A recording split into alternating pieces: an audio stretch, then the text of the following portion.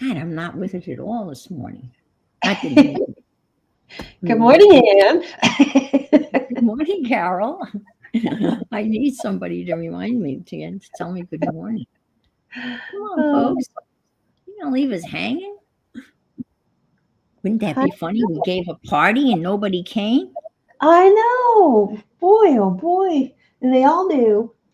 Crap. The Yeah, invite went out. It went out yesterday. yeah. I'm hurt. Maybe we're being boycotted for our, I don't know, our radical ideas. Yeah, I got a thumbs down yesterday. What? Yeah.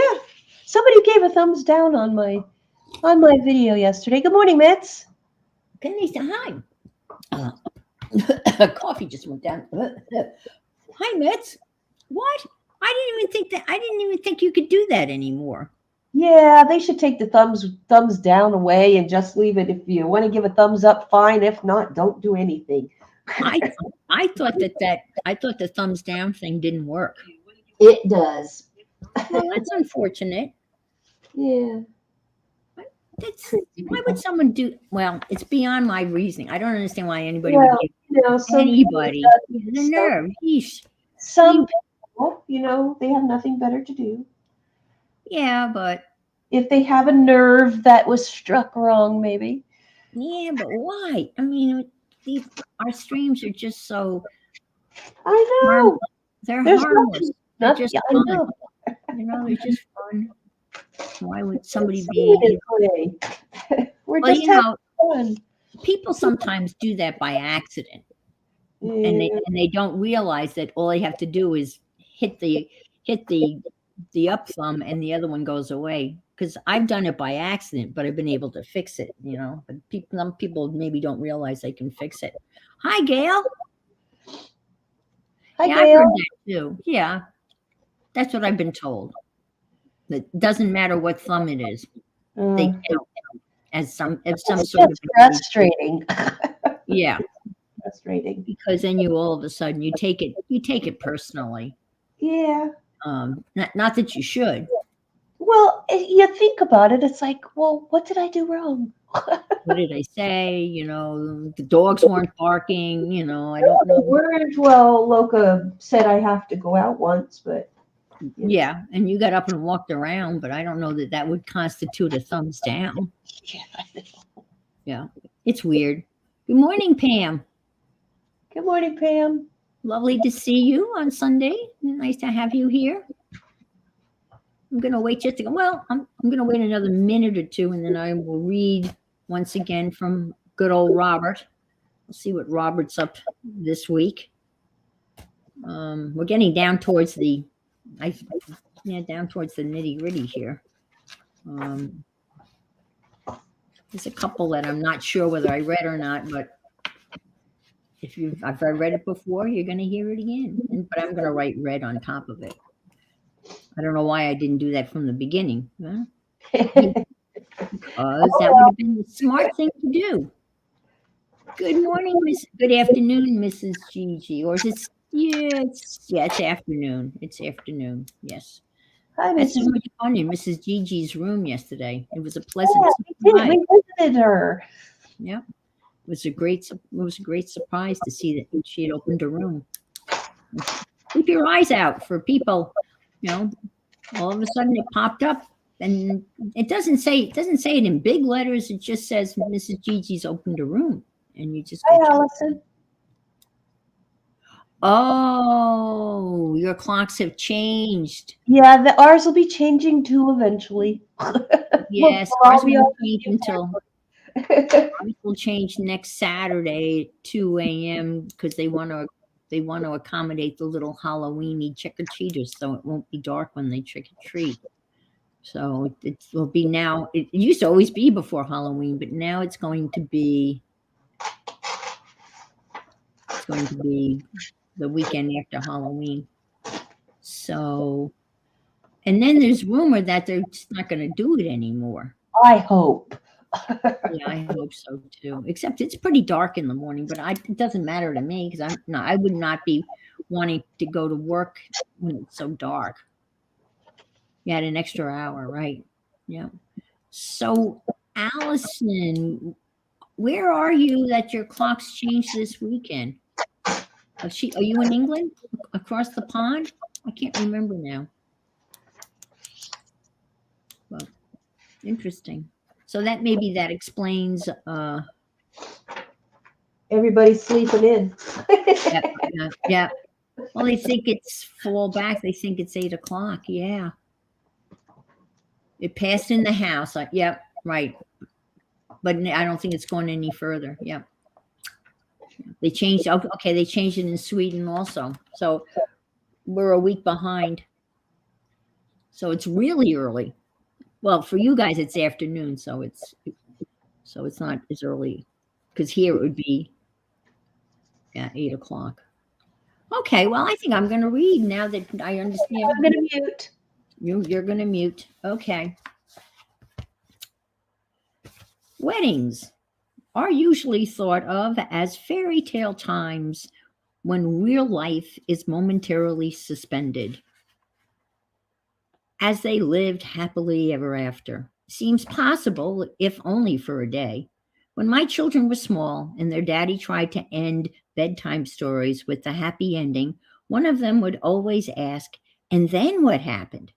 How could I tell them that Cinderella discovered she was married to a guy with a foot fetish and that glass slippers hurt like hell?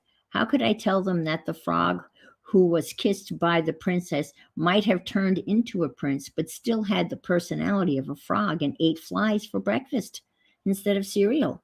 What what I know about real life suggests those are not unreasonable answers to the "and then what happened" question. I tell couples in mock seriousness that the warranty on the wedding license is only good for 24 hours. The odds on a marriage lasting are 50-50. Whoops. 50-50 now, which means that a minister is often asked to perform a wedding wherein one or both parties have been previously married. They did not live happily ever after the first time around. But they know something now about themselves, about real life, and about marriage, and their weddings reflect their wisdom. For one thing, they know, as I know, that the real wedding and the real vows don't happen on the day of the formal social occasion.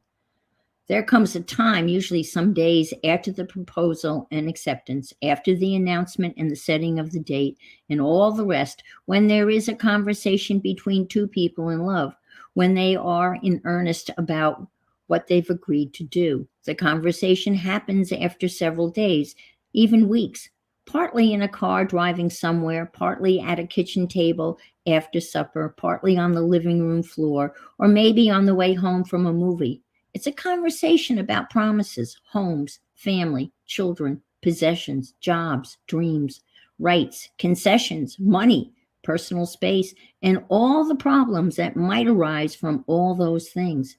And what is promised at the time is a disorganized, higgly-piggly way, is the making of a covenant, an invisible bond of commitment, just two people working out what they want, what they believe, what they hope from each other with their eyes. They ask each other if they really mean it, and they do. Then they seal it with a whole lot more kissing and hugging, and then you'll see in public. And that's it. The wedding is done. All that's left to do is the public celebration. However they choose to do it.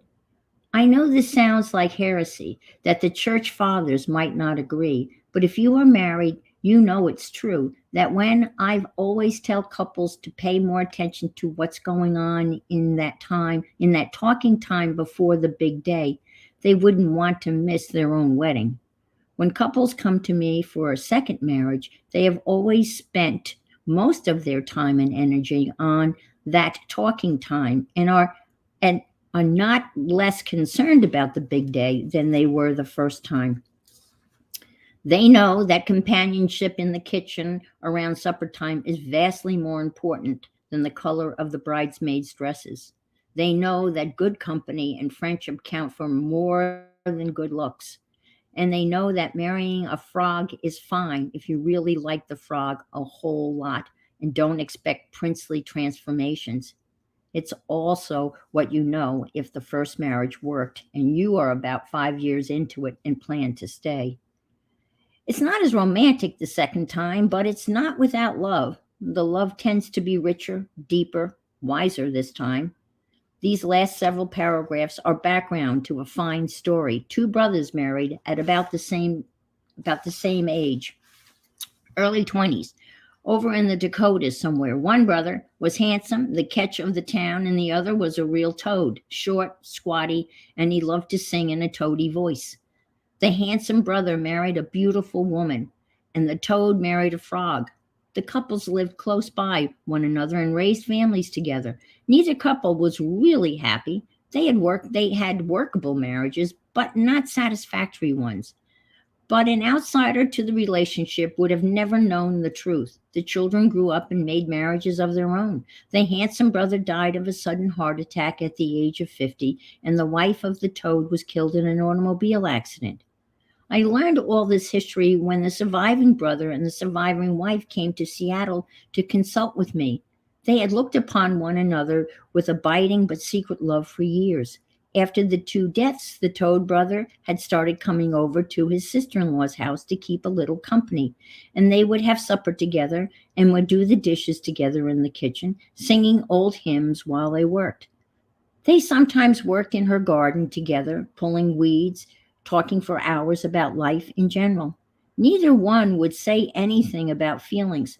In a small town, there was something not quite right about a couple of widowed in-laws being in love or doing anything about it. But one night, he was drying plates and started singing, "I love you truly." She chimed in and he looked in her eyes and she looked back and they knew. So they began the long conversation that is the real wedding. Their first concern was, what will our children think? Their combined kids would be both sons and daughters and nieces and nephews, cousins and half-brothers and half-sisters, and some of the children were married and not doing too well at all. A family shakeup might tip some boats already tossing around in the heavy seas. But their love was long and wise, their lives short and lonely, and they had already married in the deepest sense. They had made the covenant of companionship. They decided to elope, imagine, to run away and get married. Through friends of friends, they found me in Seattle and asked for a confidential help in getting married. What they didn't know was that their kids knew everything all along about the marriage that were unhappy, about the silent endurance, about the love that had bloomed and the wedding that was happening there in the kitchen. Their kids had known and watched and learned a great deal about love and marriage in the process. Their kids had moved from dismay at what might happen to fervent hope that it would happen. I knew the kids knew because I got a call from a daughter the same evening I talked with her mom and uncle. She had tracked them down and wanted to know if I was going to marry them and when, because the whole family was coming to the wedding somehow. There was the fairy tale part of the wedding, the blessing placed on it by the children of the bride and groom, who came in a 10-car caravan all the way from Fargo, North Dakota. When the bride and groom walked through the front door of my house that Sunday afternoon for what they thought was going to be a simple, quiet ceremony, their children and grandchildren were hiding in my kitchen and back hall. As the bride and groom stood before me, their families came quietly into the room, faces wreathed in smiles, tears streaming down their faces. Such a moment, such a moment. A grandchild pulled the plug out of the emotional dam by shrieking, "Surprise, surprise!" And the whole gathering turned into a joyful hugging and kissing contest. When some order and quiet were restored, the bride and groom and their children and grandchildren turned to me for the ceremony. And I said that what had just happened was about as fine a ceremony as I could think of. And I pronounced them husband and wife and aunt and uncle, which started the hugging and kissing and yelling all over again. Acts, not words, are the ties that bind. For years now, I have told this story to couples who are making a second marriage. The point of the story is not that a happy ending. The point is that getting married for lust or money or social status or even love is usually trouble. The point is that marriage is a maze into which we wander, a maze that is best got through with a great companion, like a toad that sings while he washes dishes, for example, or a beautiful woman who makes a toad feel like a prince when she holds his hand. That's the kind of fairy tale you can believe in. Aww, that was so nice. Second marriages. Yep. Very cool. Yeah, that's cool. Very cool. All right. Good morning to people that have come in while I was. Yeah, it's a great story.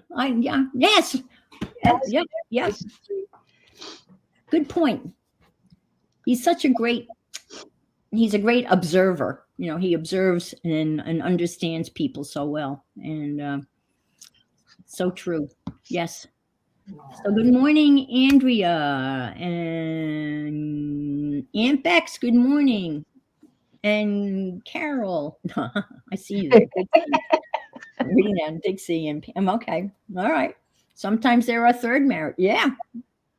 We knew a couple that were married, got divorced, married somebody else, got divorced, and then went back and went back to their original spouses and married. And lived happily ever after. There's no figuring out the human soul, so to speak, or the human spirit. That's for sure. We are a mystery. If it's meant to be, it's meant to be. Yeah, that's true. Yeah. My parents were both a second marriage. They both were married before they married one another. You're on your third. Yeah, that's great. One was enough for me, but my ex-husband got married. He got married, and he married a lovely woman. And she passed away. So, but it's those relationships are fluid at best. Let's see. I would never go back. Yeah. Pretty journals. Oh, well, Andrea, you're going to find out soon. What's the question?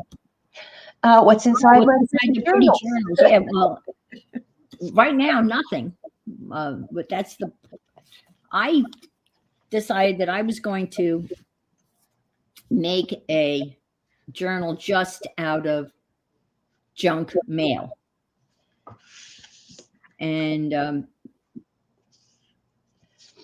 the cover is made out of junk mail also, that I made out of these type of papers. In my junk mail, I got one of those little very thin pamphlets on some stock that I own or some proxy thing, and it's like tissue paper.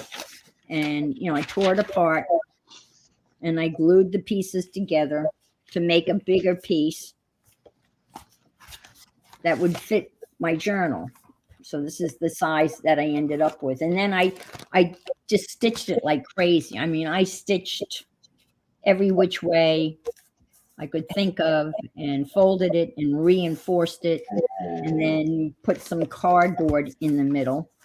And normally I would, and thanks to Carol and her really good influence on me, my influence, she convinced me, and I normally would stitch these in, like the old fashioned, just sew them in with the pamphlet stitch. But she convinced me to do the traveler notebook rubber bandy style. So that's what I did. And I put a piece of cardboard in here, just glued it down. And I got a little fancy and I put the grommets in. And so now, and it's nice because you don't see all of that. You just see. It was a struggle, people. It was a struggle. Well, I was kidding around. Well, I wasn't kidding around last week when I said, when I asked whether you wanted to see me make this journal, because I said the struggle is real. Believe me, it's real. And, but Carol was there to hold my hand and walk me through all of this process. Now I have a Shannon Green, remember those vinyl notebooks that she was making? I had one of those. But you can see that this is just crappy paper that I glued and sewed, and I stained it with coffee Yep. Yesterday. yesterday during Carol's stream, and I stained it by making some instant coffee, and I brushed it on, and then I put it in a mister and I sprayed it on. So if you don't have a batch of coffee paper and you want some coffee paper real quick, you can just brush it on like a paint. And so then we stitched this together, and then we were messing around yesterday, and I was making, Carol found some really old tape, and I said, well, you can make antique Scotch tape. This is new tape that I turned to make it look old, and that's a real easy process. You can do that. And so now I have my 4 things. So now I have room for 4 signatures, Plus. plus possibly more. Yes.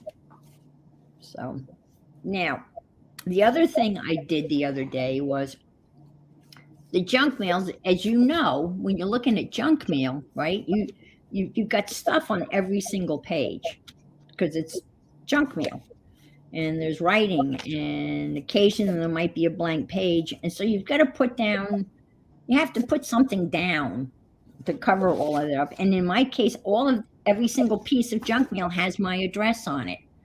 So you have to figure out, you've got to cover up your address, and you can use a magic marker, but sometimes that bleeds through.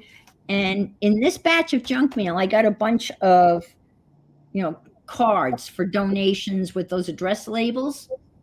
And what I did was I literally took the address labels, cut off the part where my address is on, and I stuck those on over my address. And and this one, these address labels had like Christmas scenes. So that was a sticker that was a covered bridge. Well, that's where my address is. So I recycled all those little stickers and I covered my address with them. And on these pages, I used my 5x7 jelly plate, and I sprayed ink onto the jelly plate, and then I just smushed them down. I was trying to figure out a way to get color on these pages, as quickly as possible. And I didn't color these cards because I will collage on these cards. This is going to be, Carol's been talking about her the commonplace book concept. And yeah, that's right, Becky. I actually have room for 8. Yep. And the common theme for this junk mail journal is going to be Joe DeFee. I'm going to go back and do Joe DeFee stuff. And so if you want to create a journal and play along, yes, because get your own commonplace journal going. And yeah, we came up with some others, several ideas for various. Yeah, we have.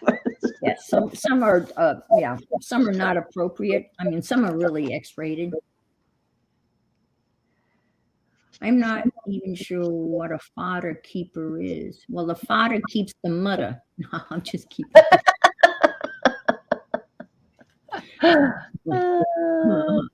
The pocket, it's ephemera keeper. Yeah, fodder. That's where you put. Yeah, it's for ephemera.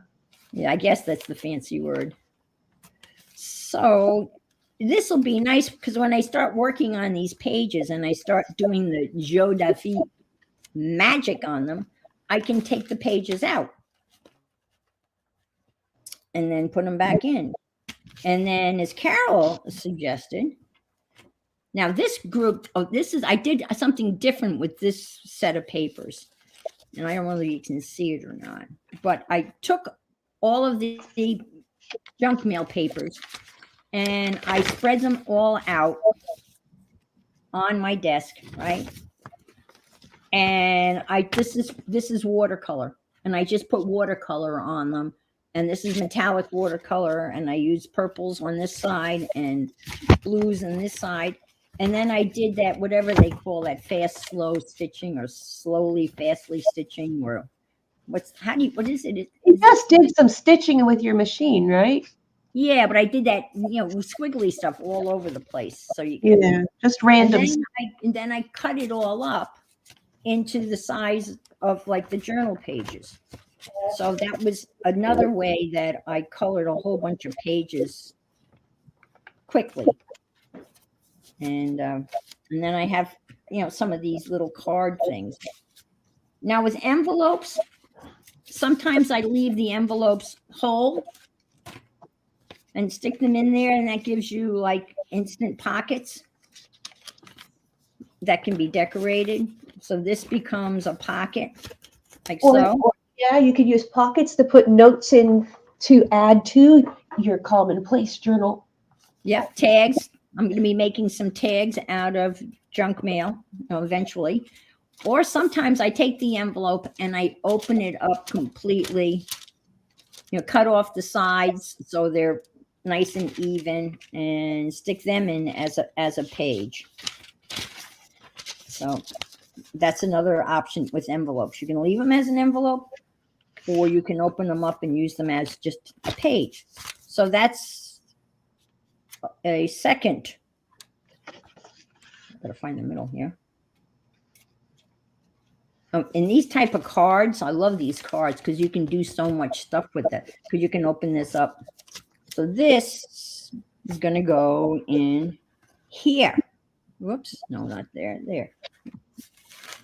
Now, when you make these, when you punch your holes, you've got to make sure when you punch your holes that that your paper isn't bigger than your area. Your side. See how that fits inside? It's got to fit inside a little bit. All right. And this comes through like so.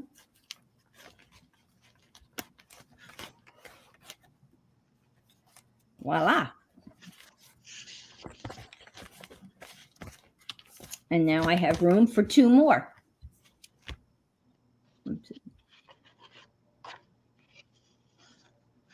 Got a lot of junk yesterday in the mail.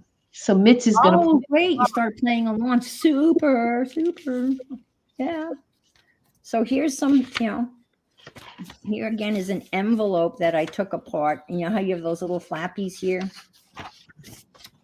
Well, I normally cut those off to even them out. But you don't have to. But that gives you a nice, and again, there's another envelope that I cut open. And this is a good one because this opens up so you can, and sometimes you get red. I was telling Carol a couple of years ago, I got involved in buying these, subscribe to a poetry society, and I got, poetry publications once a month. And the reason why I got it, because it said poetry and collage. There was like one little black and white, badly copied collage, and the rest was poetry. I'm not really, poetry doesn't really rock my boat, so to speak. So anyway. Well, I don't get as much junk mail. No. Or I get like little pamphlets of sales from businesses in the area more than I do a lot of junk cards and stuff, unless it's for like voting and food or something like that. But most are just newspapers. So, and I have some stuff that's here. So I'm just going through and picking out different papers that I have that are already colored. And then I have some music paper, and I've got some envelopes as well. So I don't have as much as Ann does as far as junk mail. So I'm making do. Yes, and Carol is the best maker doer I know. She's a doer. So I'm gonna color. I'm gonna show you. I mean, just a quick. I want to color up this journal. Oh, I got this in the mail the other day. Well, actually, during those of you who are of a yes, the political junk. It's Yeah, great. It's too much great stuff. Yeah, it's wonderful. It's good fodder. Yep. How is it though? I have issues with the shininess of that style junk mail This though. like those. Yeah. There you glue on. I have no problems gluing on it. Or you can sand it. Take an emery board to it and sand it up. But this one is the other thing that comes in the mail. If you are of a certain age, this is considered in the United States. It's the open annual enrollment in Medicare.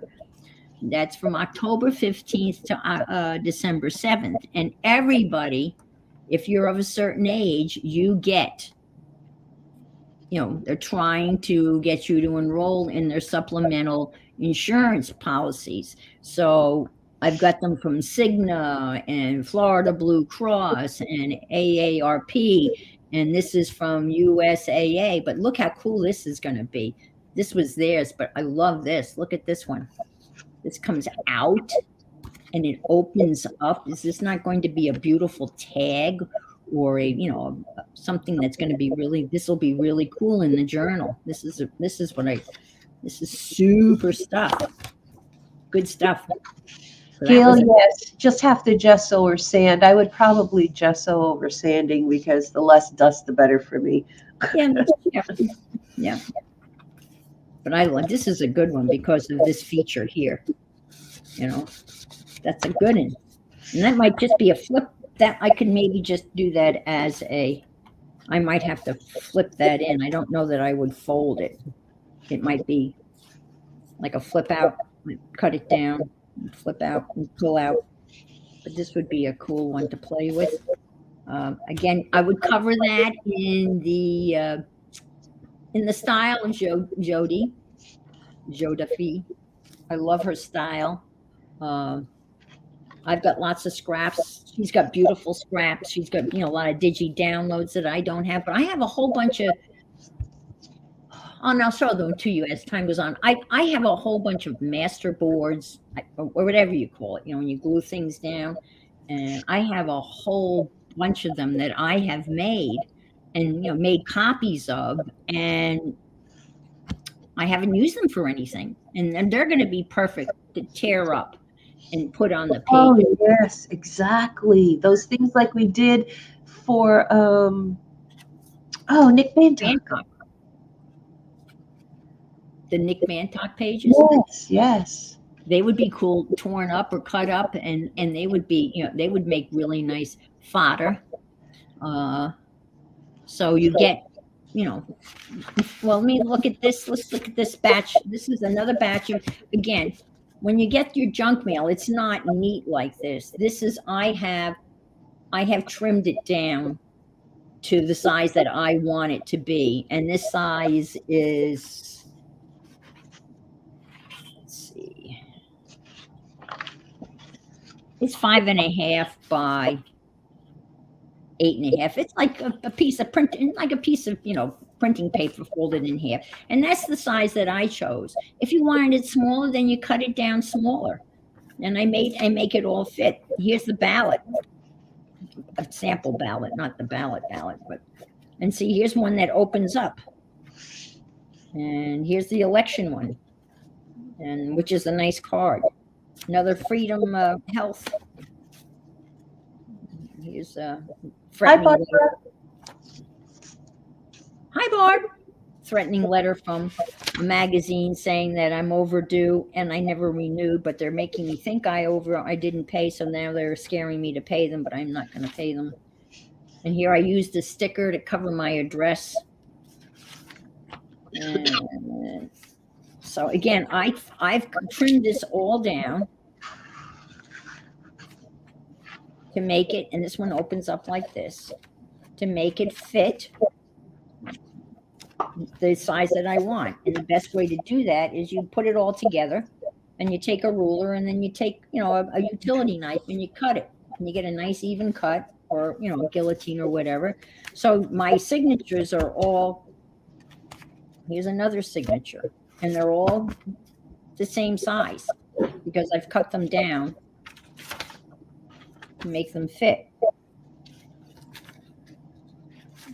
Arbor Day, they send me nice, beautiful cards that I'm going to turn into tags.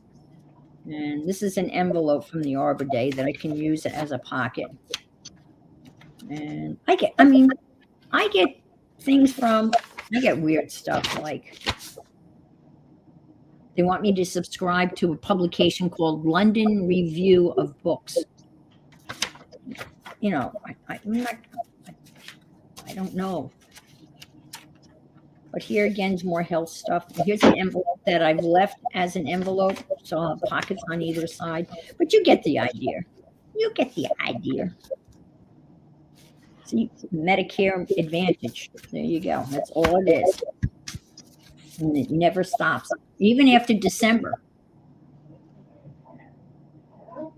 Yeah, the magazine renewals. What they're doing now is that's the worst. That's the first time I've seen that. Because if you read that, it sounds like that I have authorized renewing that subscription and now I'm delinquent in paying for it.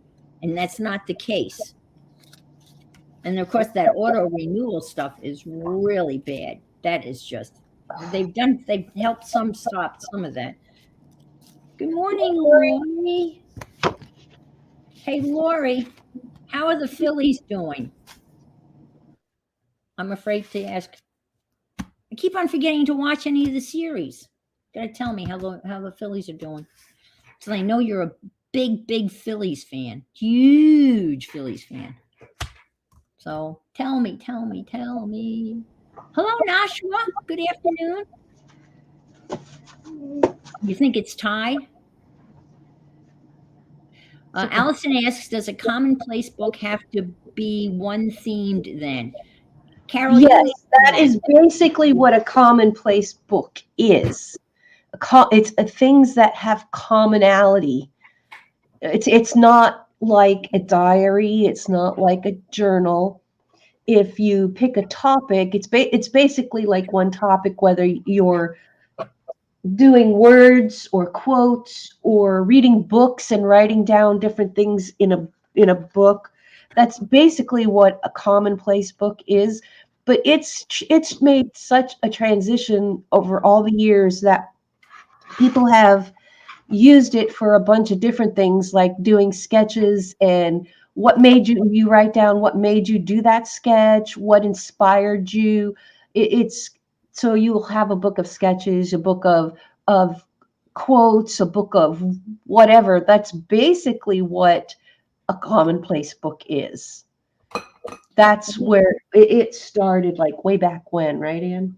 Well, John Locke in the 1600s. John Locke was a political philosopher, and he wrote a lot about, democracy and republics, and we incorporated a lot of what John Locke's philosophies were into the Declaration. Our founding fathers were huge fans, and he used it as where he kept his ideas. And it was a way of taking notes. And Da Vinci had a commonplace book, but you can have multiple commonplace books, and that's where I think people kind of get confused. You can have more than one because you might have more than one interest. Yeah, it's not like a diary. It's not like a regular journal. It's not a planner. It's a spur of the moment added in specific item, a specific theme in your book, which is why I've got multiple books here. And these are the covers that I made yesterday when we did the collaging. And I made mine passport size. And this is how they come out. And on this one, I put a piece of material on the inside to keep it from tearing. But I also covered my collage paper with cardstock, and then my the bands, the elastic bands in here. So that's for one, and I'm going to use it. And you can use one book for, like, if you're using this style for your different signatures, you can theme each signature and then take it out and put it into, actually stitch it into a different book once you have filled that signature for that theme. So yes, your commonplace book you can have one book with different signatures. So that way, so you want quotes in this signature, you want sketching in this signature, you have poems that you like in this signature, or just, ideas on another one. So when your quote signature is full, you can take it out of here and then you can put it into another book where you have your collection started to make it permanent. That's what I'm doing. I'm using these as a temporary sitting place for my information. And then once that signature is full, then I can take it out and stitch it into a permanent journal. And so that was one part of my collage. And I put 4 bands in here. And this one, I put my little band in the side, but I only did the 2 strings because this is a little bit stiffer of a book, because I used cardstock for inside and I didn't leave space or anything like a regular journal. So this one is like a temporary setting, but it'll work. And my favorite size is like the passport size. Bye, Becky. Have a good day. Well, I didn't want to do that. Oh, well. So the theme of this book is going to be Joe DeFee style of journal pages, journal pockets, journal tags. And that's what's going to fill this one. And then I've got some other ideas about other topics that I'm interested in. Yeah, I like symbols. I'm going to do a book on symbols as well. Mm-hmm. And when I actually started this, and I'm not sure this is how I'm going to do it yet. I may just do random all over. And it's like secret signs, sacred symbols, different things, and the book, and then what I started to read, and what came across that my mind when I was reading it, like, oh, I really like that, was a quote from Rodin. And it says, "Man never invented anything new, only discovered things." So basically, we're rediscovering everything that's already been. Yep. I thought that was pretty fitting for today because, I discovered this, by searching around and watching YouTube. So the commonplace things, if you Google them, there are lots of their videos, but they're about 7 years old. I mean, so yeah, they're really old. Yeah. Andrea, this is Seth Apter's eye zinc dye spray. I bought the whole set, and fast drying. They claim no clog, and this is their turquoise ocean blue. I've had them for a while, and I figured this would be a great way of using them. And this is going to be Blue Moon. But I just want to just put a little bit of a little spritz of color. I'm even using some old music sheet paper to put in, because in some of this was like printed off or copied, but it's so old it's already yellowed around the edges. That's the best. So and it has the blank inside, so it works perfect. There's a word for that yellow stain.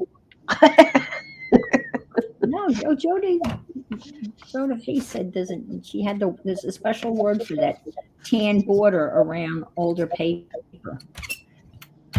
And I have some old book pages that were sent to me. So, and then I'm going to do some more envelopes, just like Anne, except And I'm this was interested like clear. in, words, and and this is another thought for a commonplace. And this doesn't make. Good morning, Janet. So lovely. Hi, No, Janet. I know we are. I know we are. You know what, Janet? That's what I But say every it's almost Sunday 10 morning. o'clock already. Every Sunday morning, I ask that same question. What the freaking what? Why am I getting out of bed? And I blame it on Carol. Carol's the early riser. She's the one that did this to me. Yeah, I do She get up early. started it. It's all her fault. I'll take the blame. Yeah, yeah. Because Carol's been up since 4. Yeah, pretty much. Pretty much. All right, this is just you. But I'm interested in words, and when I was teaching English many years ago, I was trying to find out some way to make teaching grammar funny. Because grammar is awful. It's a horrible thing to teach, and I was trying to bring some humor into teaching grammar. And there are, I mean, if you have to look, but there are some funny books out there, like The Idiot's Guide to Grammar is hysterical. But then there's another book that I found, and I showed it to Carol last night, and she totally. It was fun. It's.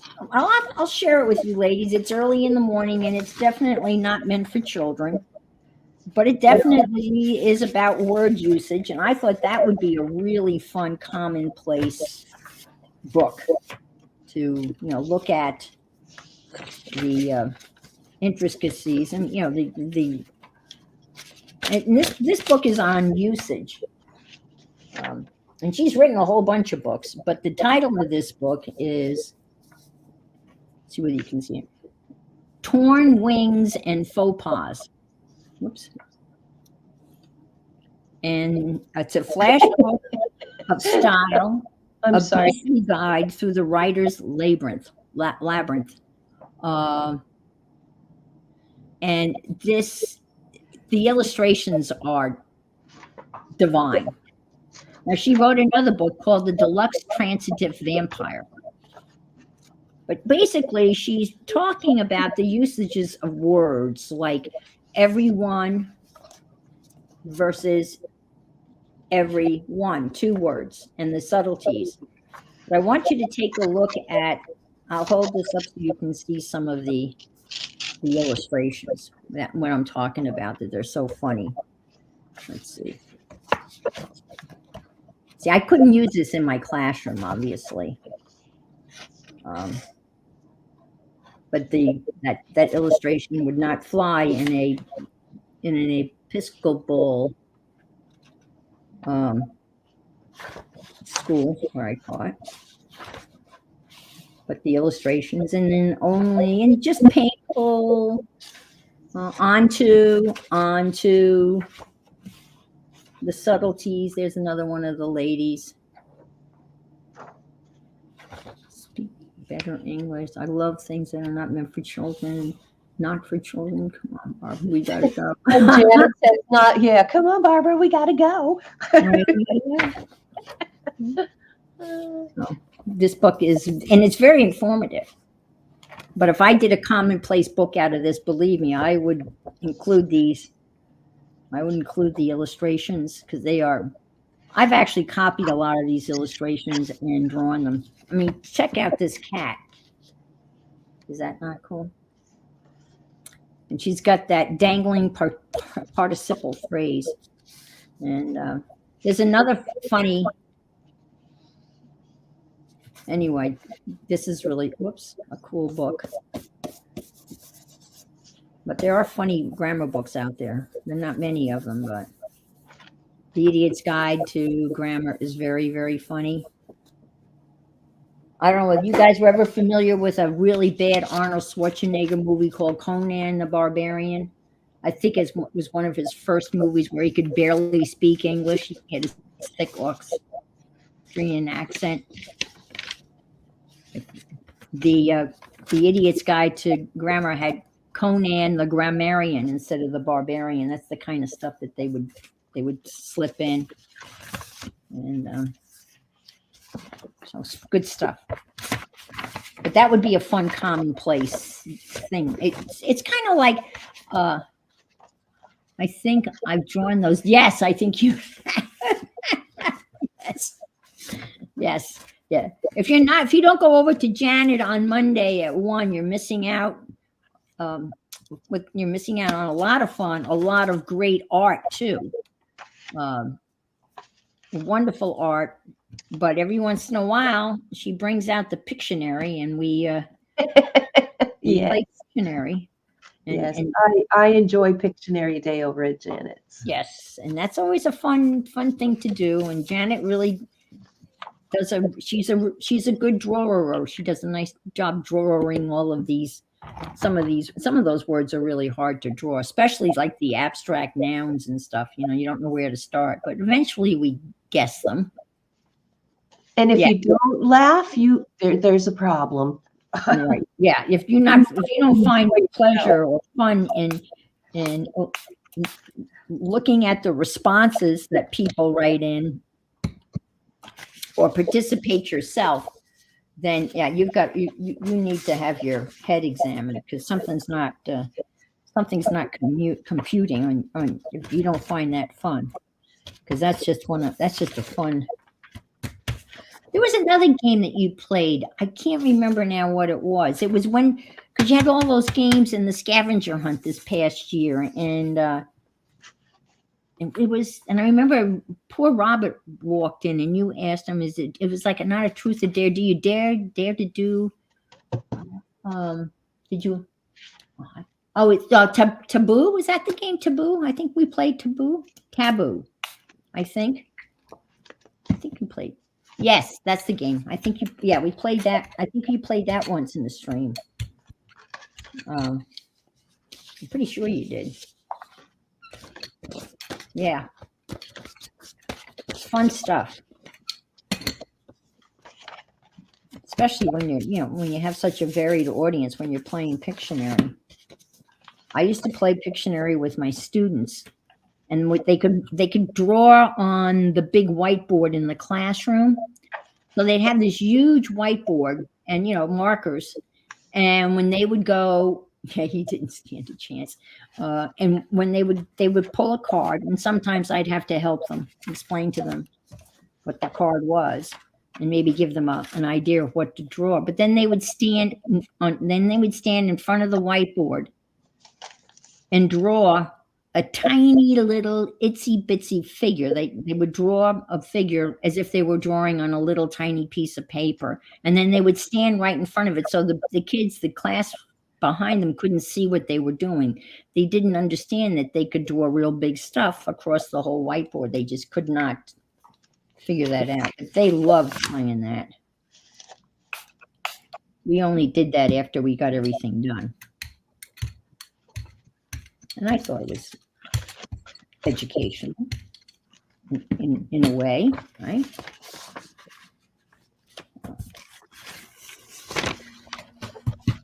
So this is the process. And I will eventually put a little color on every page. And I found this to be the most efficient way of getting just a little something on it. And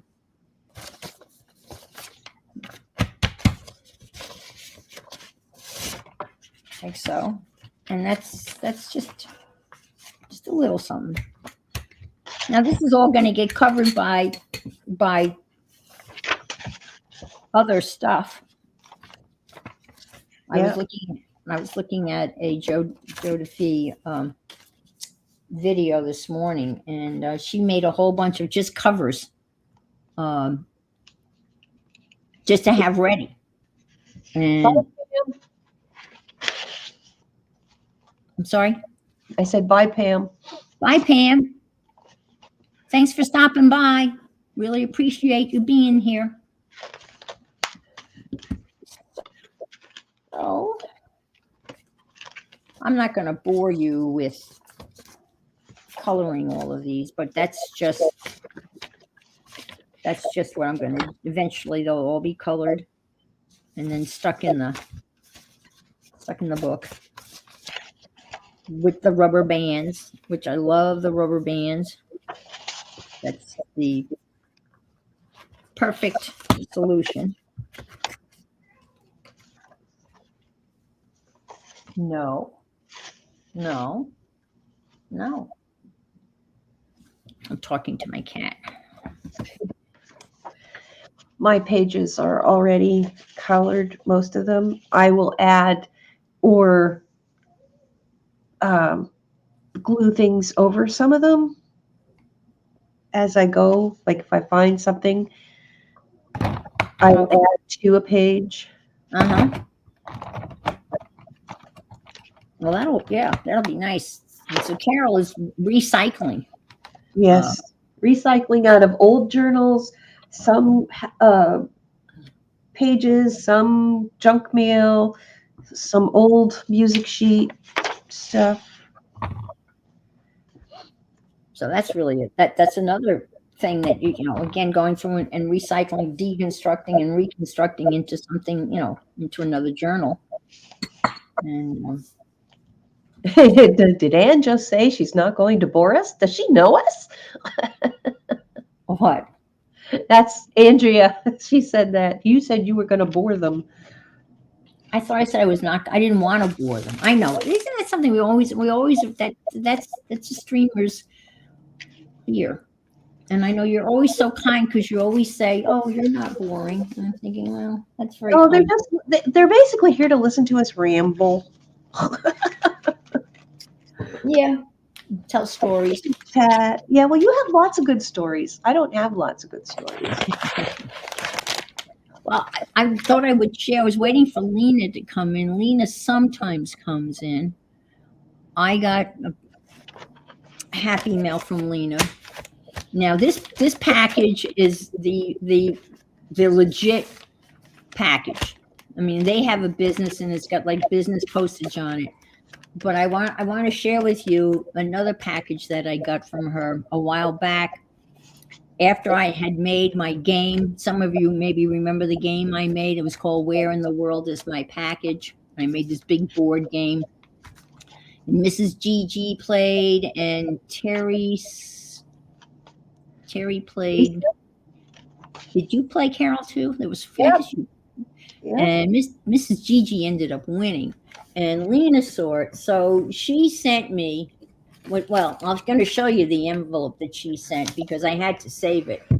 But when her husband saw it, he said to her, "Are you sure that that's going to go through the mail? I don't think they'll like what I don't think it's going to go through the mail." So she ended up putting it in a plain white envelope. Because this is what I got when I opened it. It's hysterical because it's like a dig on the postal system in Denmark. So this is it, right? So can you see it? I hope. Yeah, there. So it's from Lena in Denmark, and then it has customs declaration fee, and she's got a price here, and then she says airport tax, and then opened by customs tax department, and then she's got another little sticker. It says additional gas tax. It says use website. Thank you for using Danish Postal Service. No compensation is guaranteed. And then sorry, too late. File a complaint. Fragile. Do not bend. And then on the other side,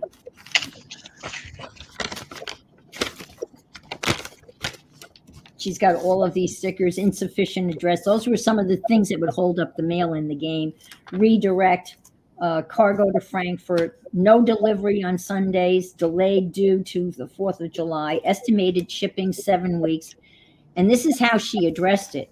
To my friend Ann Law, the sweet lady in Florida, living next to a golf course, Florida, USA, because I always talk about the old men looking for their balls in my garden. And road hazard, trucker held up in line at Danish border. So she just ripped the postal service on. It was hysterical, absolutely hysterical. So she made all of these. So funny, God, she just cracks me up. She is just. So I'm saving that. So this one is just a regular envelope. Now I told her that my grandsons were coming and we were going to go to Legoland and she was going to mail me something on Legos. And it came.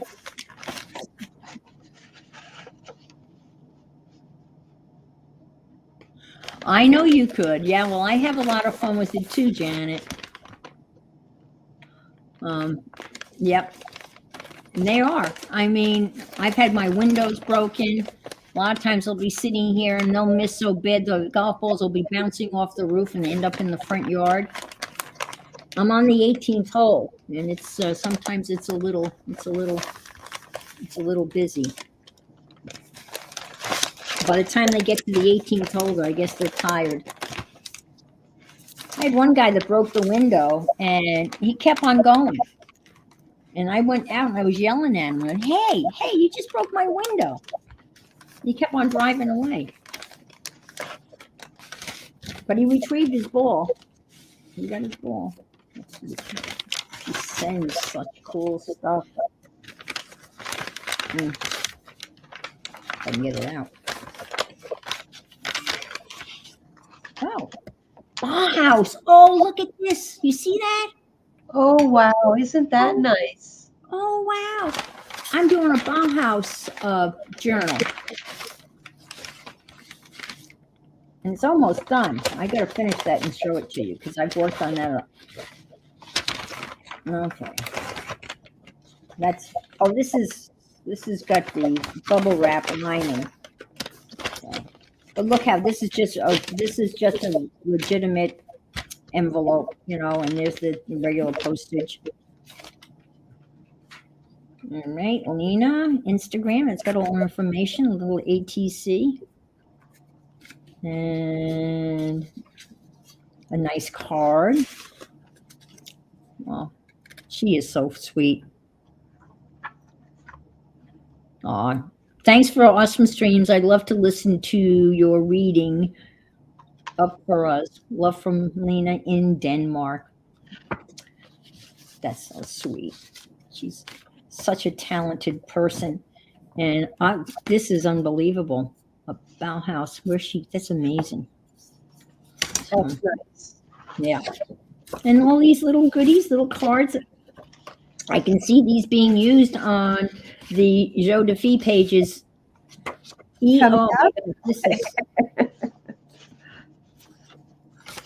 This is perfect.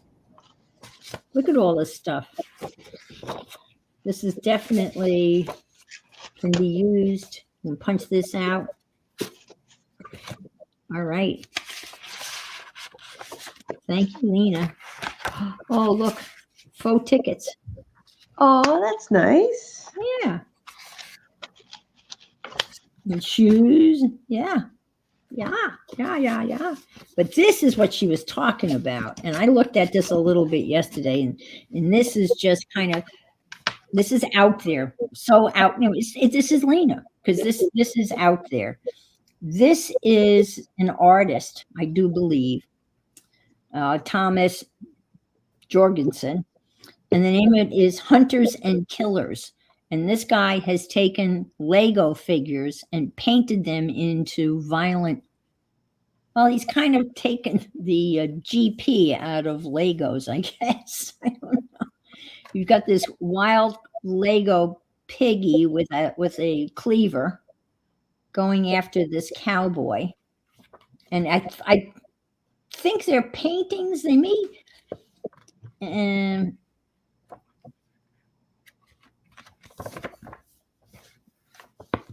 But it's like a Lego figure, right? And the name of it is The Mighty Huntsman, Part 1 of 3. I guess it's on oil paint. I guess that's oil. I'm trying, and then here he is, part 2. And I don't know Hi, whether Mary. these are. Yes. No, I just said hi, Mary Lou. Oh, okay. Hi, Mary Lou. He's got all, and this one he's called. You can see, but this one's titled "Serial Killer." Cereal, like the food you eat. And this is interesting Lego art. Yeah, I'm just saying. But I don't know.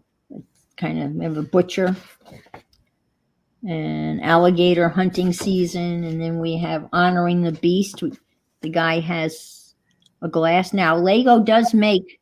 I can attest, Lego does make little wine glasses. Can you imagine what the picture would look like in there as Anne was doing her truck?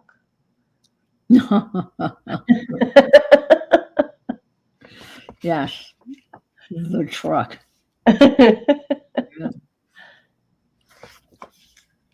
Well,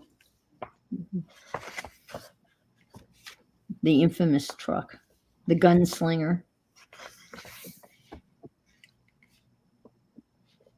I don't know where they get the piggy head. I don't think the pig. Well, I don't think Lego has a farm. I don't know that there's a pig. I don't know. I'm out of the loop on Lego. Yeah. Well, we went to Legoland, and it was kind of, look at this, ordinary. The title of this one is "Ordinary Murder." He really cut the guy's head off.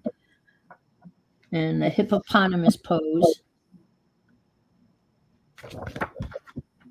So we went to Legoland, and Legoland used to be an amusement park called Cypress Gardens in Florida. So it's old. It's an old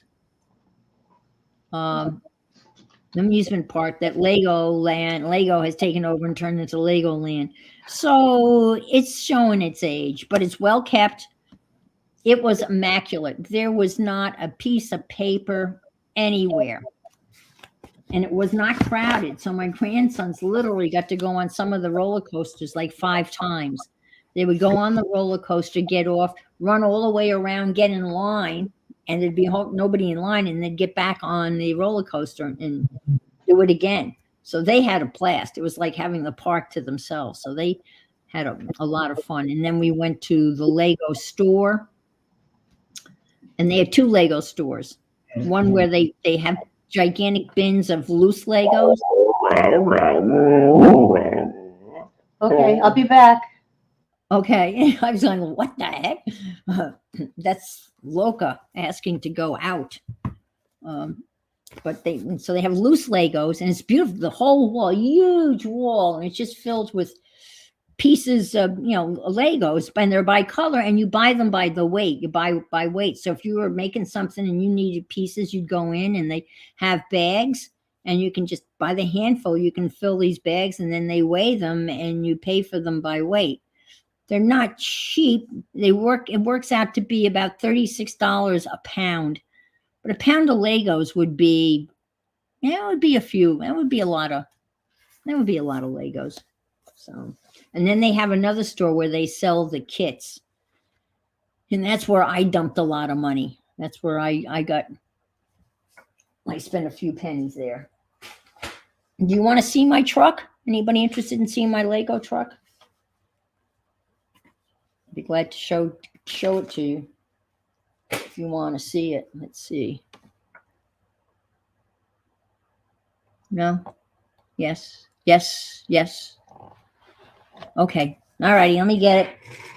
Now, I almost took the hot gun to it, to the glue gun to it, to get it to, because it's very delicate. Lily, you got to get out of the way. Out of the way. Ladies. All right. Let's stop. All right. It's a monster.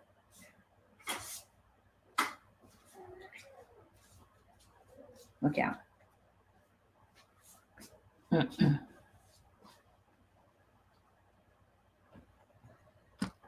Okay.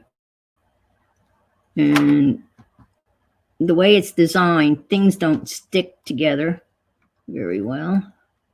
When I'm building it, let's see if I can come up over here, maybe come up.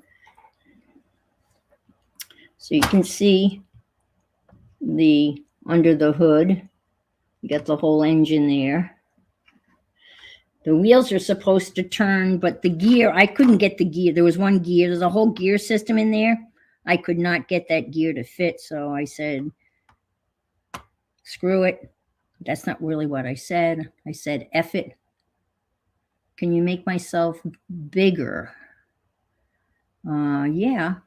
Oh, I can. Oh, yeah. I guess I could. No, let me see. Big.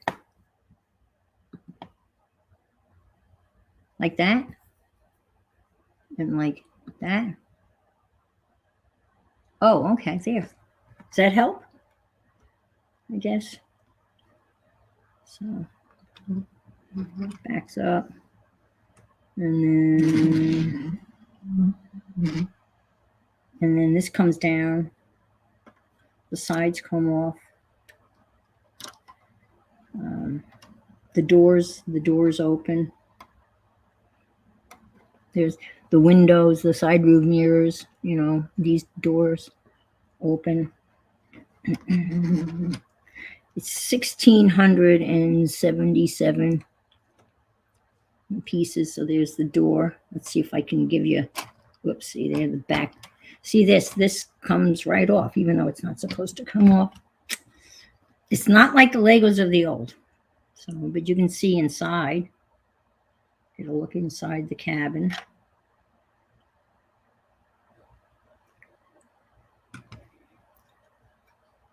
And so you see the design. Here's the cab, right? It's very heavy. And I'd be working on it, and then all of a sudden the whole fender would fall off. But you see all of this here? There's only like a little tiny square. All of this is supposed to attach just to these two things right here. That's all that's holding that whole bed on, because it won't fit all four. That's my issue. Now I could take some hot glue, and I probably should, and just glue it. But anyway, that's the Ford truck, and it comes with this Christmas wreath from hell. So, because that falls apart if you just look at it. And it comes with a basket of pumpkins and tomatoes and a farm fresh sign and a Christmas wreath, and that you can put on the front of the truck at Christmas time. Yeah, it took me several days to put this together. And I had fun. But there was a lot of cursing. So it was not meant for children. It's for 18 and plus. And then I couldn't resist this.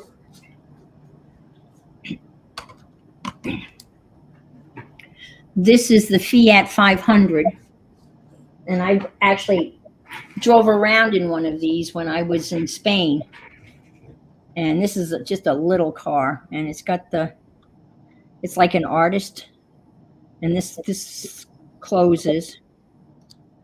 Well, maybe. Oh, I broke it. Oh, well. But this is an artist. And she's got like a little easel. That's cool. And she's got the little palette. And this. And then in the trunk is her paintbrushes. So that's supposed to come out like so. No, see. Anyway, that's that one. And like so. And then in her trunk are her paints. You open this up, this little valley. They have your paints in there, and paint brushes are in there. And this opens up so you can see the engine is back here. Very detailed engine. And in the front is the spare tire. So that's the Fiat, and the doors open, of course.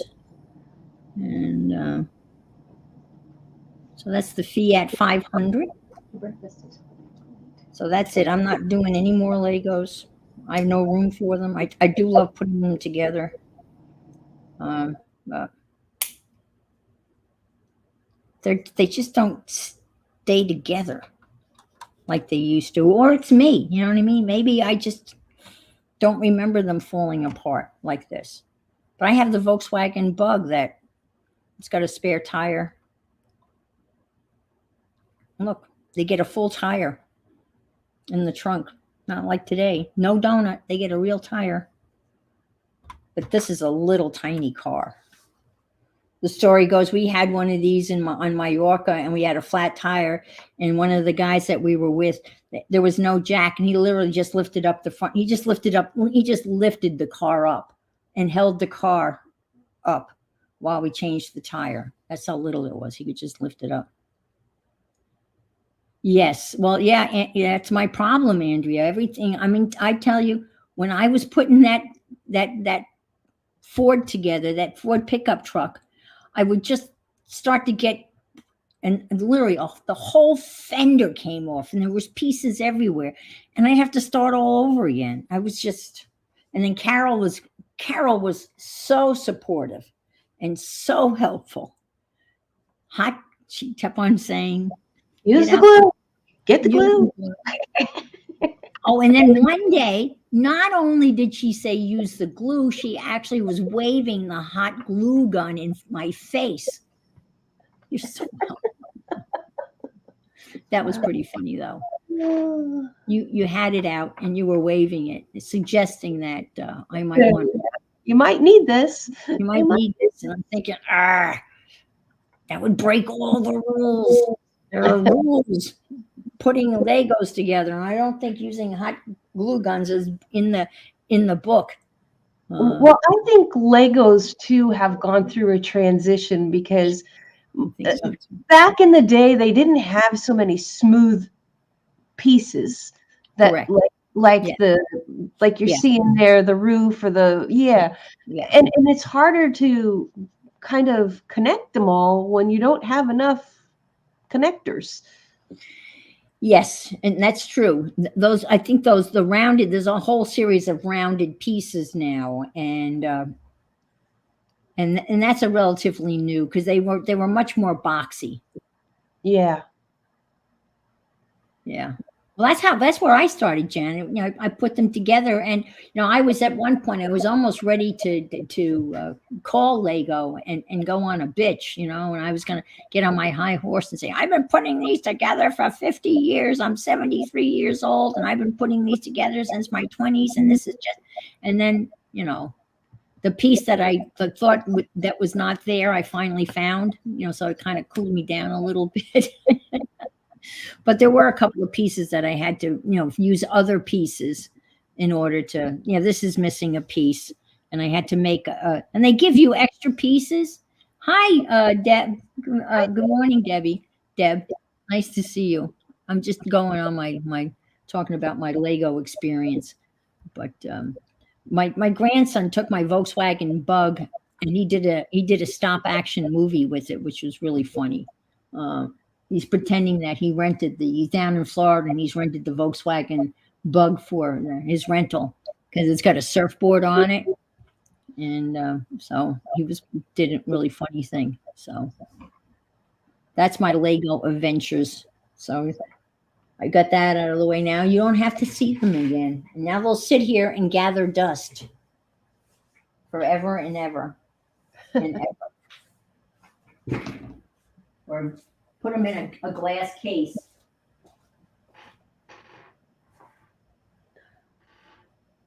But it would be cool. It would be cool to glue that Ford truck together. Then you could play with it. But who's going to play with it?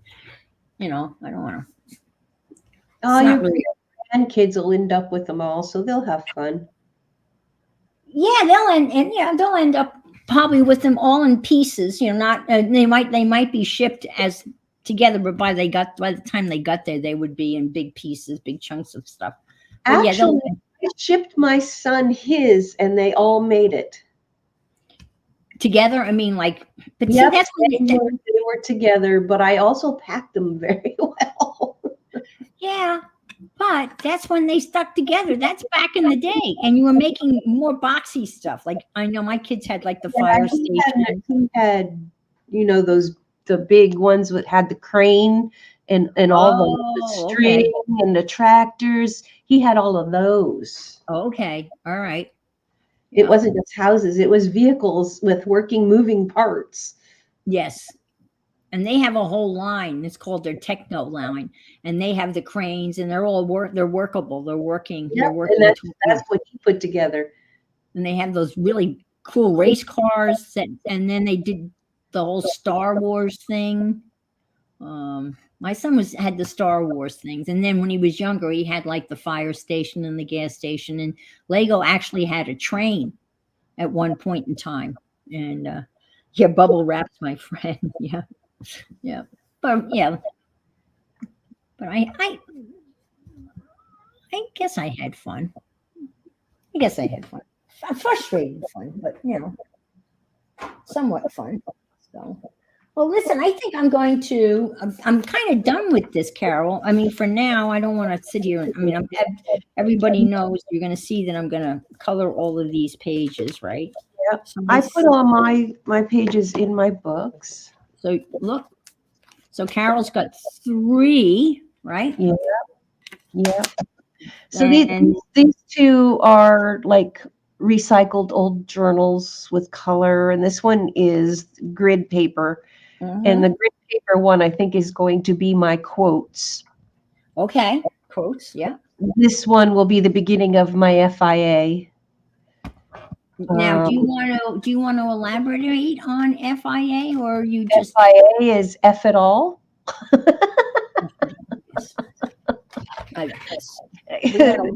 that the way of putting it? That's polite.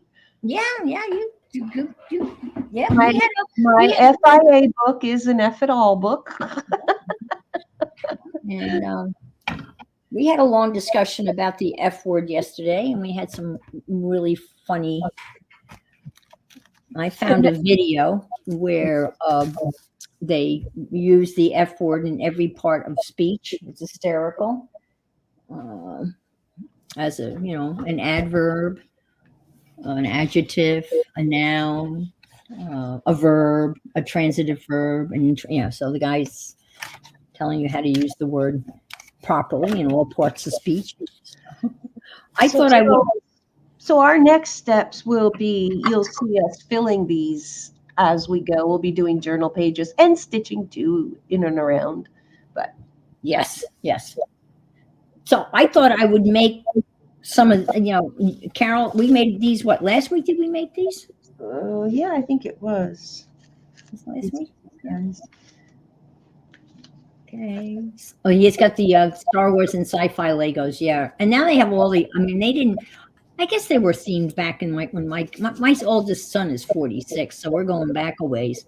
And then they came out with the Star Wars, but now they have, if you can get the Friends TV set as a Lego thing. It's with all the Friends and very specific, kind of stuff.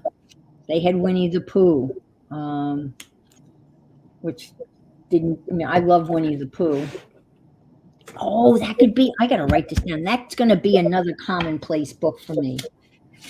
Winnie the Pooh. All your ideas, your commonplace for your next massive Alice style, but with Winnie the Pooh? Yes, it's going to be Winnie the Pooh. Yep, Winnie the Pooh. And all of the Winnie the Pooh quotes and, Winnie the Pooh. Got to do Winnie. Not Disney Winnie the Pooh. Don't get me started. What Disney did to Winnie the Pooh, they should be shot. They ruined him. They ruined my poor Winnie. They fattened him up. It doesn't look like the original Winnie the Pooh. Winnie the Pooh was he was kind of lean and mean. My daughter did the Friends Lego set. Yeah. Yeah. What? No, they don't. I no, I didn't. That would be interesting. Yeah, I could see Lego the Cheshire Cat. That would be kind of creepy. No, I didn't see. That doesn't mean. And then they have all the princess stuff. You know, all the little girls and the princess stuff and such. So I think I'm gonna make.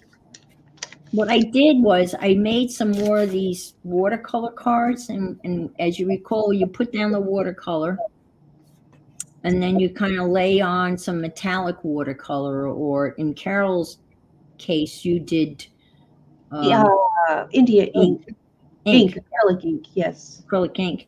And then she starts out with a layer of words along the sides. And then you start building in, but you don't completely cover up this is supposed to be a swatch. Is that how you say it? Swatch. Watch. A So watch with an S. Yeah. So the swatch is there. If you look hard enough, you're not supposed to cover it up. So I thought I would make some shorter ones that would fit in my new journal. Yeah, And mine fit perfect into this size. yeah, well, you were lucky because you made it the right size to begin with. And didn't you say yesterday they would make great end tabs Yes, on pages? yours, yeah. Oh, they would on anyone. I made a bunch of last week. I was messing around and I have a Timmy stamp set, and I took some vintage paper and I stamped out made a lot of these word stamps and stuff to put like on the side. So I'm going to attach those. Or you could even cut them in half and then have two pieces. Yep. Mm-hmm. And let's see. Let me get these. Well, I want to use these. So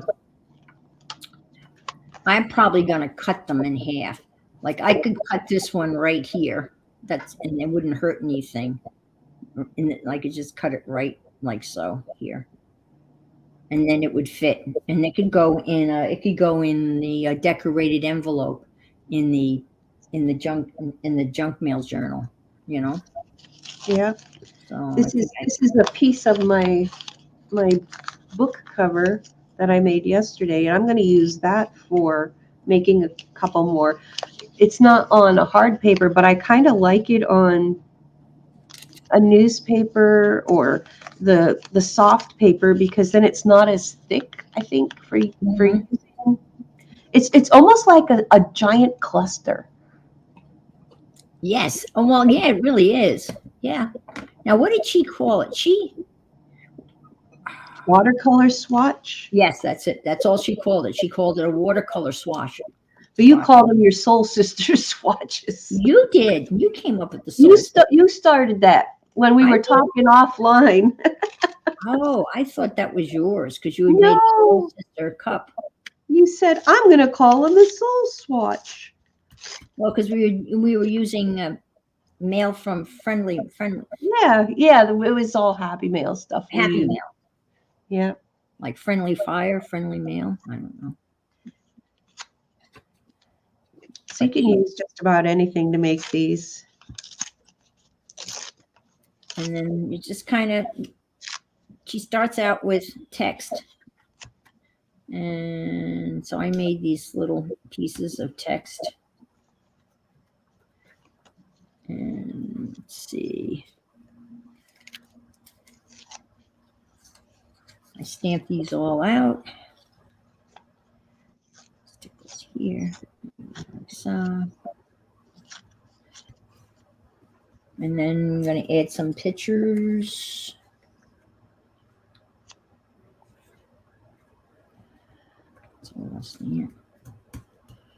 So, and then you look for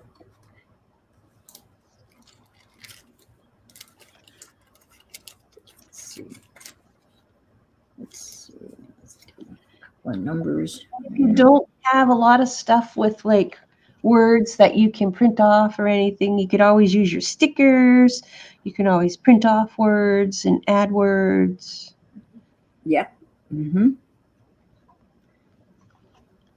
Yeah, this was just one stamp.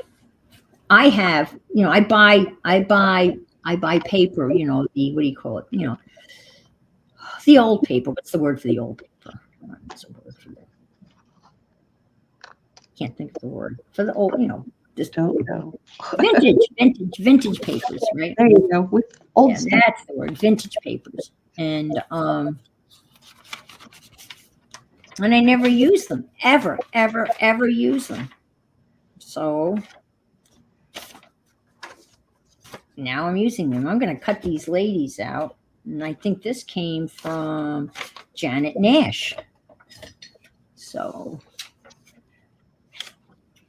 but they would be perfect. And the way they're sitting here, they are all actually harvestable. I can harvest them without whacking off someone's ear, I can get them, I can grab them all, and that'll be cool. And stick one or two of them on the stick. And then I've got a bunch of envelopes that I can decorate besides the envelopes that are actually in the journal. I've got envelopes that came with the free cards you get. How many of you get cards, they want you to donate money and they send you Those ugly Christmas cards that you wouldn't send to your worst enemy, or maybe you would. I've often wondered, there's got to be a way. I'm just not clever enough, but there's got to be a way to take those, you know what I mean, and cut them apart and put them back together again and make them better, redesign them. Does that make sense? But they have envelopes, white envelopes. And I know all of us have made or know how to make the envelope journals where you stick them. Yeah, you get them all the time. Do you save them, Gail? Do you save them? I'm curious whether you save them or not. Because I've saved them up to a point, but I'm not saving them anymore. You have a box of those cards, yeah. Yeah, you feel bad throwing them out, but it's like after a while. And you're not going to mail them to anybody unless maybe you get a Christmas card from somebody that you didn't send one to, and you have no more Christmas cards left, so you send them one of those. But a lot of people don't send Christmas cards.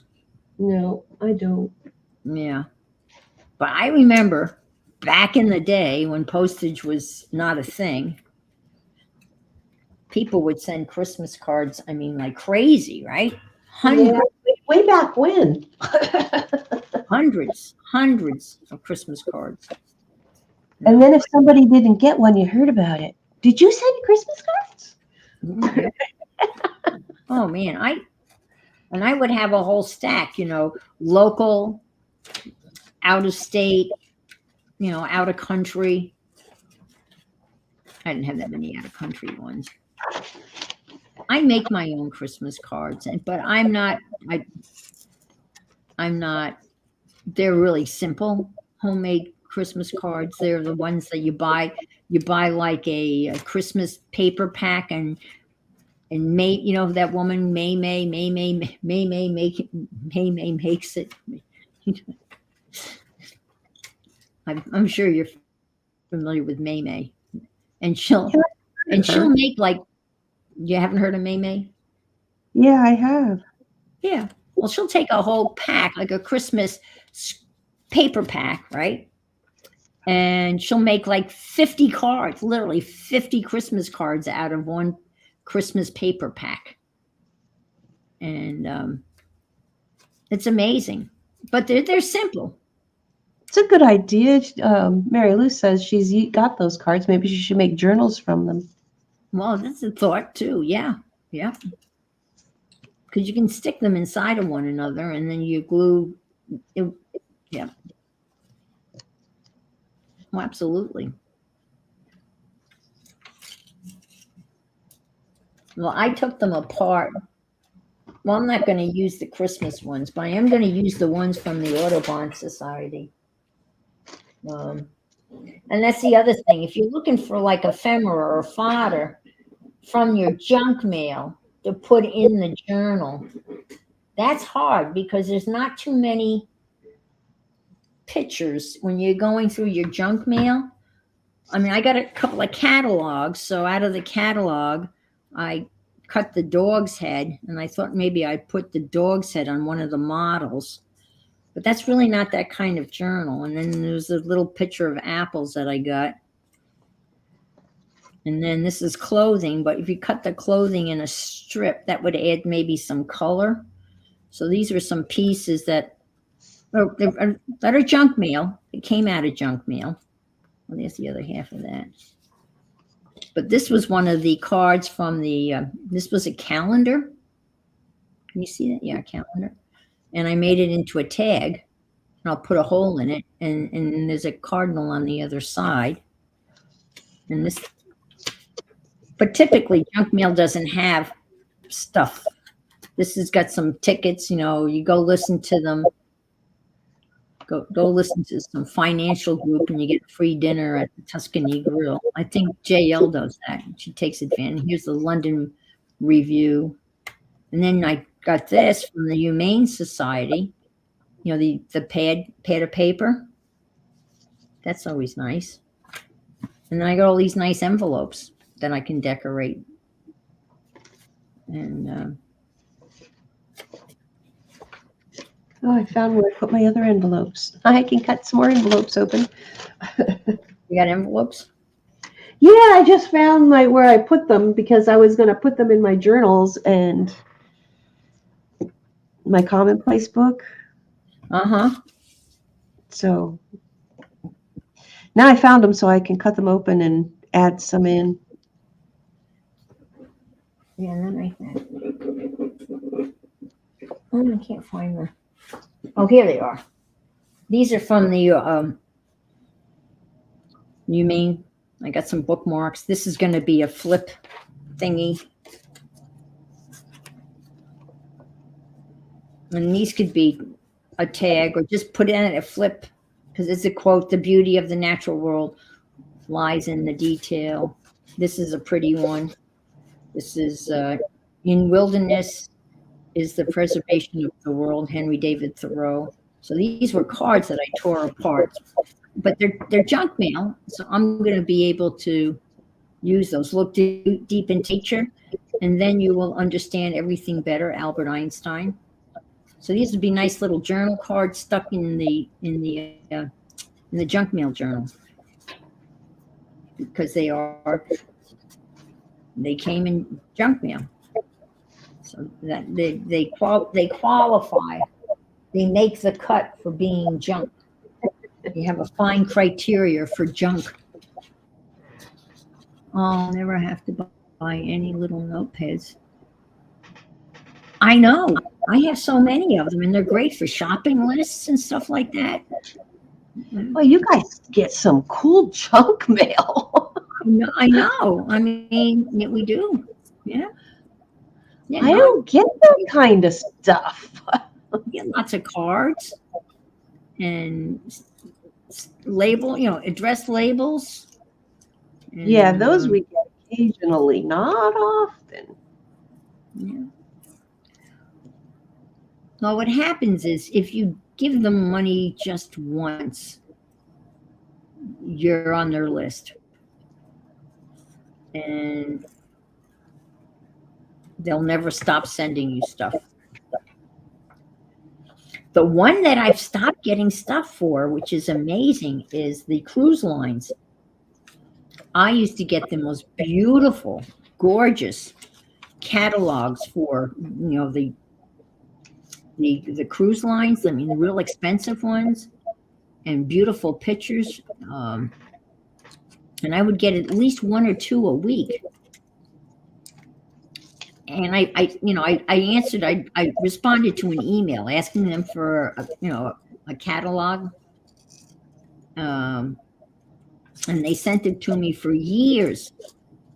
And I never once booked a cruise. So I think they finally decided, hey, this person's a dud. This person's She just wants my books. Yeah, why not? Yeah. Well, I've done that. I've also, gone these are areas where you can get free fodder along with your mother. You can get free fodder if you, in the back of the magazine, sometimes they'll have a little postcard, and there'll be a bunch of numbers, and each number represents a state, and you can mail it away. You'll get the state's travel brochures. But if you go to like the state's tourist bureaus now, most of it's all online, and they want you to print it out on your computer. They don't want to send you a hard copy, or it's all digital. So you got to fight. You got to go several more clicks before you can finally get a place where they'll mail you a hard copy of their. And some of those are really good, and some of them are really not so good.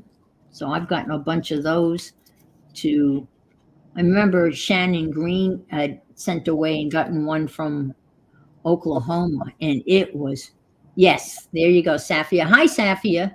Yes, and I remember she got one from Oklahoma that was just gorgeous, and then she told everybody about it. So I would imagine, I don't know, maybe 100 crafters hit Oklahoma's tourist bureau up for their tourist book. It was a book, and it had, oh my God, it had great pictures in it, and graphics, and maps.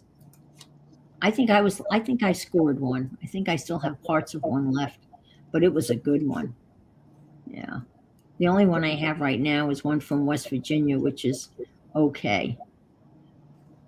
But that's expensive. I mean, and with all those cutbacks, I guess that they're not. But I guess, yeah, Shannon Green was a big one in doing that. Let's see. Right, I found out the other day that Lizzie was trying to send state info to Lizzie Brewer. Wait a minute. Right, I found that out the other day. Oh, okay. All right. Yeah. A lot of times you'll just in the mail, you just get a bunch of pamphlets. No book,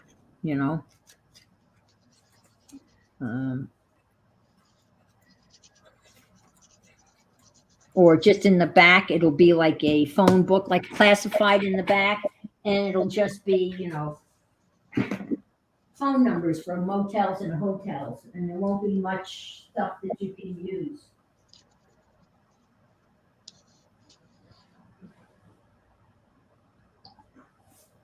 This is probably the last one I got that was I would consider like a book. And this was from West Virginia. It's beautiful. Look at it. 2020. Oh, wow, that's nice. And look at this beautiful map. I mean, this is like the old-fashioned.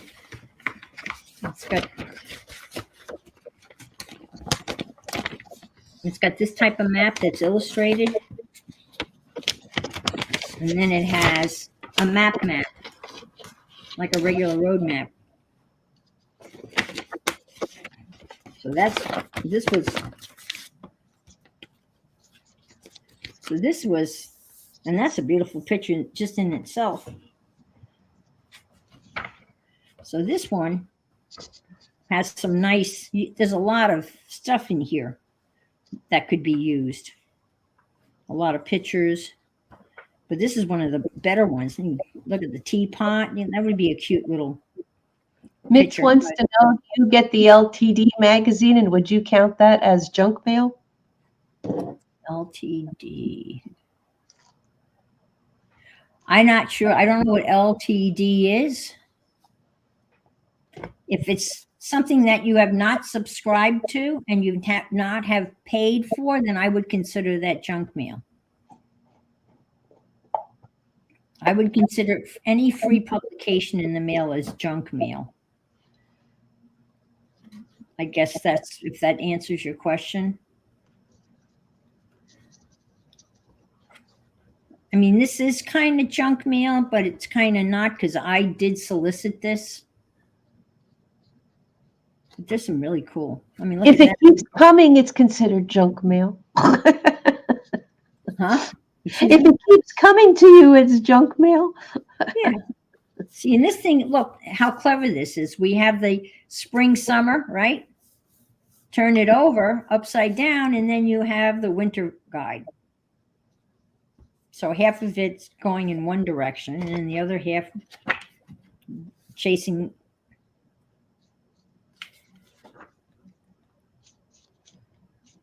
Yeah, if it's unsolicited, not that's basically junk mail. I mean, it's something you haven't paid for.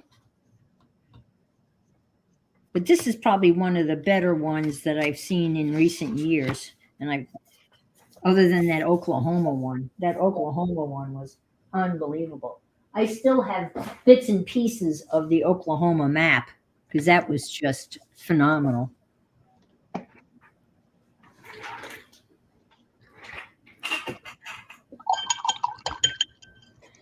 But when you go to their websites, you really have to be diligent, and you've got to go through a whole bunch of clicks and layers to literally get to a spot where you can request a catalog. You've got to work hard to get those. And that's an expensive cost. In 2020, that would have been right in the middle of COVID, so nobody was traveling. So,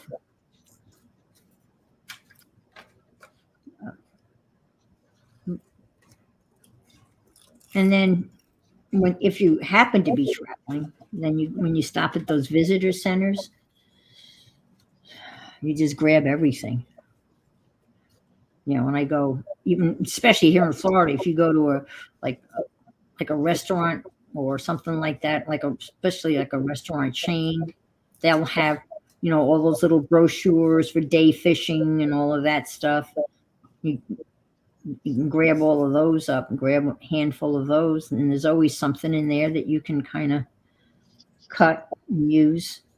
So there's a lot of free stuff out there if you know where to look.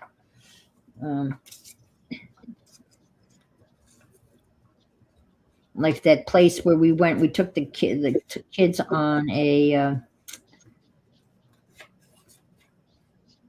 airboat ride, and in the office they had all sorts of brochures for deep sea fishing and other things that you could do. So those things can be used. But yeah, I guess junk mail, Cracker Barrel. Oh my God, that's like that's the jackpot. By the door there, they have all sorts of stuff that you can take. Cracker Barrel, yeah, that's a good example. There's a Cracker Barrel. If you're driving, from the north to the south on 95, I swear there's a Cracker Barrel every 50 miles. There'll be like a sign for the next Cracker Barrel. Well, they used to be able to. You could rent a book on tapes to listen to at one Cracker Barrel and then return it at another Cracker Barrel. Oh, that's cool. Yeah. And you had to buy you bought it. You paid whatever it was. And then when you got to the next Cracker Barrel, you turned it in, and they credited you the amount that you. That way, if you didn't return it, you owned it, type of deal. And they had a nice selection of books. I did that once. But now new cars don't have cassette players in them anymore. Do you know that? No, brand new cars don't have cassette players. Wow. No, they mostly have CD players. I meant they don't have CD players. Oh, wow. No, I haven't owned a new car and I can't tell you how long. No, they don't. They don't have. You can't. Yeah, they don't have disc players in them. I mean, I had a car that had a 6-disc player where you could load a whole book in it. I guess now they assume that you'd be listening to a book on your phone, I guess. There's mine. Is that the one you just did? I just made it, yeah. Well, you're so fast. Well, here's mine. I'm getting there. Junk. Everything that I have had here laying on the desk, and it all came from a strip of my book cover. Okay. I cut out the ladies because I think they look pretty, but I had to cut them out. Thanks, Sophia. Yeah, that came out really nice. It's just junk glued on, and then I added a commonality of ink. I added color to it. Yeah. Well, I got her, and now I'm going to put some. Oh, shush. Pet me. Okay, so I got the lady, and now I need to get some other junk in here. This is my junk pile. Ooh, I got some butterflies here. Looky there. Got a butterfly. Do a quick, because I'm too lazy to stand up and get the round punch. Heaven forbid I move 3 feet. How many of us do that? Don't get up, even though it's like it's not within arm's reach. It's like, eh. Right now, that's why I only did what I had next to me. Because getting up hurts. Yeah. Well, you've got Peanut Gallery heard from. Yeah, she's been pretty good. She only usually she isn't feeling good this morning. She was eating grass, and then good thing she got sick outside. Aw.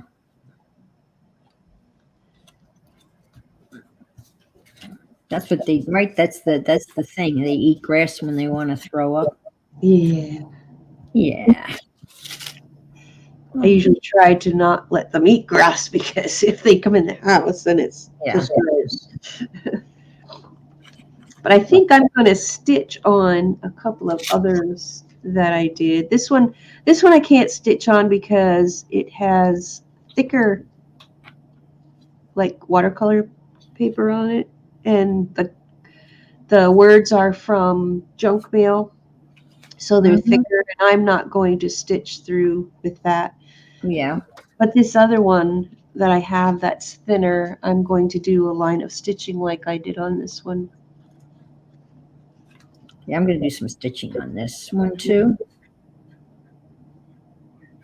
And I need a focal point. Focal. Yeah, Oh, I had to fall off the arm of the couch down, so now I'm going to have to use a broom to kind of like get it out of there because I can't bend over to reach it. Oh, that's right. You have I forgot what I was going to say. So it could not have been important. Yeah, the back thing's not letting me do much. So tomorrow's Monday. Yeah. Yeah. What were you going to do? What am I going to do on Monday? Oh, Yeah. nothing, probably. That's not what you said. You Monday, forgot. what was I going to do? Uh, Mm, um, um, oh, you said things yeah, were. I did get up, Gail, a little bit. But I sat too long right now, so getting up would you'd hear sound effects and words that weren't good. Can't remember what I was gonna do other than make some more books, put some more No, stuff in my no, books. no. I won't say it. I won't say it. Oh, I need a little something about if things weren't better, you were going to still. You don't know. You still don't know. Monday is watch Dee Dee and Janet. Yeah, that Yeah, too. that's true. Yeah, I have to go to the dentist. Oh yeah. Oh yeah. He said if I wasn't better, I was gonna call the doctor. Yeah, there you go. Bingo. Dentist reminded me. Who reminded you?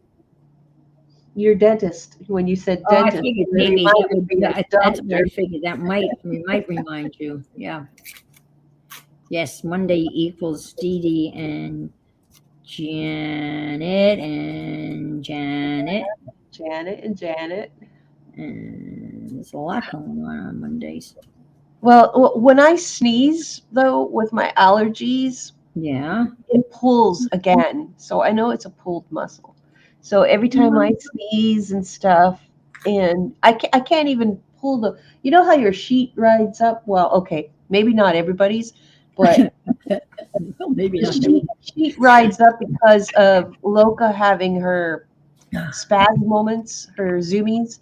And she Yeah. runs in and jumps on the bed, and then everything gets pushed up. I can't even pull the corner down over the bed because it hurts. Well, that's why you need to get to somebody. Yeah, probably Pain need in to the ass. I don't know. it is a pain because going to walk-ins or anything, if you call your regular doctor, it's like a 2 week wait. And then if you go to the emergency room or the walk-in, then it's a 6 to 8 hour wait, and I'm not sitting there for 6 to 8 hours. Right. Well, here's a suggestion. I know it's just a suggestion. Since you've put up with it this long, I would contact your doctor, Yeah, and just wait. knowing that it's going to be a long time, but you can at least you start the process. And in the meantime, if it gets better, you can always cancel the appointment. That's true. That's true. That's just the thought. I bought lots of butterflies Oh, and cool. now I'm going to use them. Yeah, I used up all the butterflies that were sent to me. I don't have too much of that stuff.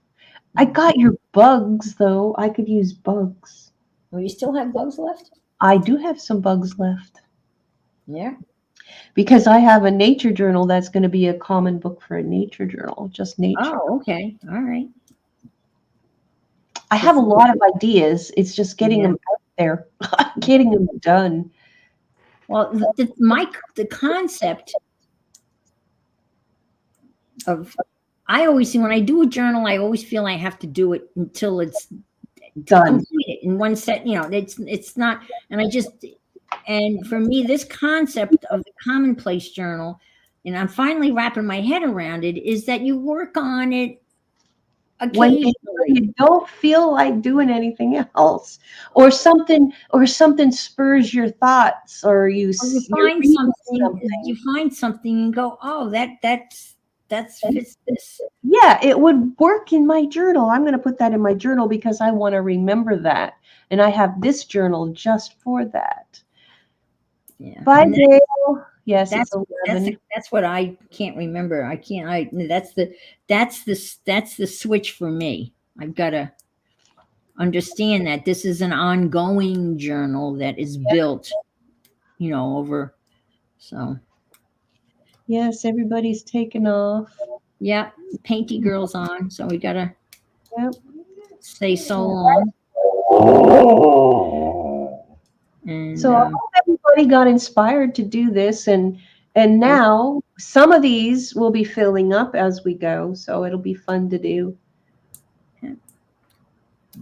save that junk mail. Look at it carefully. Be discerning junk mail collectors.